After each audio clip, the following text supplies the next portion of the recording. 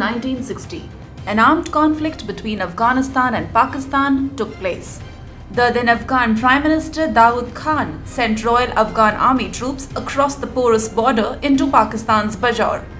The Afghan army incursion was repulsed by Pakistan Army and the Pashtun tribesmen in Pakistan. The battle came to an end after the Afghan forces were routed. Several Afghan troops that were still inside the Pakistani territory surrendered. Result: diplomatic relations between the two nations worsened. 6 decades later, Pakistan is still fuming as TTP jihadists, backed by Afghanistan's Taliban regime, continue to bleed the Pakistani military.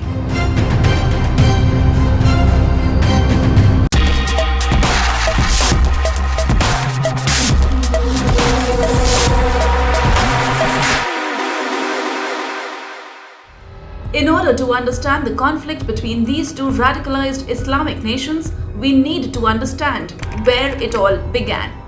Relations between the two states of Afghanistan and Pakistan have been strained ever since India gained independence from the United Kingdom following the partition of British India in 1947, and Pakistan was formed. Following partition, the Kingdom of Afghanistan was the only country to vote against the dominion of Pakistan's admission into the United Nations as a recognized sovereign state.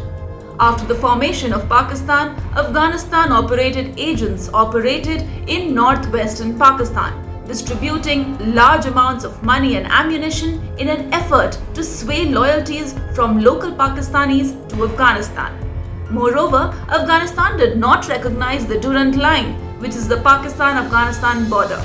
Due to these large illicit territorial claims over the western regions of Pakistan, roughly corresponding with the modern-day Pakistani province of Balochistan and Khyber Pakhtunkhwa, relations between the two countries soured, and Afghanistan started funding proxies and initiated regular skirmishes with Pakistan along the border.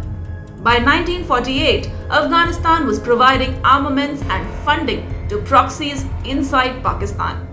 Relations between the two states severely deteriorated in 1951 when an Afghan national, Saad Akbar Babrak, assassinated the then Prime Minister of Pakistan, Liaquat Ali Khan, in Rawalpindi during a public rally.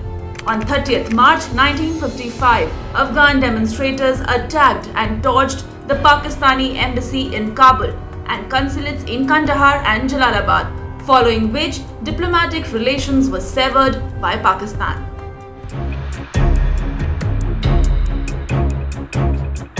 Between 1960 and 61, thousands of Afghan troops disguised as local militias crossed the extremely porous Pakistan-Afghanistan border and entered the semi-autonomous Bajaur Agency of Pakistan in an effort to annex the region.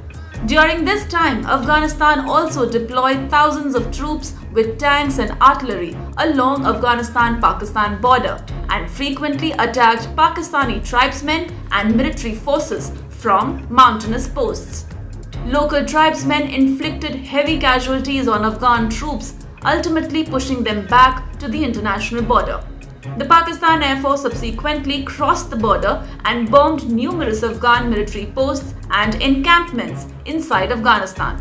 Several Afghan troops inside Pakistani territory near the border surrendered, following which they were paraded on Pakistani national media, which became an embarrassment for Afghanistan internationally.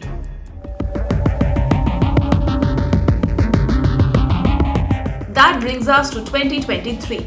As the verbal war between Pakistan and Afghanistan over terrorism and the implementation of the Doha Agreement intensified, Pakistani Defence Minister Khwaja Asif retorted that the country has the will to rein in militants from within its borders, meaning that even without Kabul's cooperation, it will battle the terrorists operating from Afghanistan. Asif was responding to Taliban spokesperson Zabiullah Mujahid, who had said a day earlier that the Taliban had signed the Doha peace agreement with the US and not with Pakistan. Mujahid also said that the Taliban government will not allow attacks by the Pakistani army, saying, "We will not allow anyone to encroach on our territory." In one of the biggest attacks faced by the Pakistani army in a single day, It lost at least 12 soldiers after an insurgent group stormed the Zob garrison in northern Balochistan and lost another 3 soldiers in a separate assault in the Dera Bukti district. Following the high death toll among soldiers, Pakistan Army Chief General Asim Munir visited Quetta garrison and met with the injured soldiers at the combined military hospital. In a statement, the army said the involvement of Afghan nationals in acts of terrorism in Pakistan is another important concern that needs to be addressed.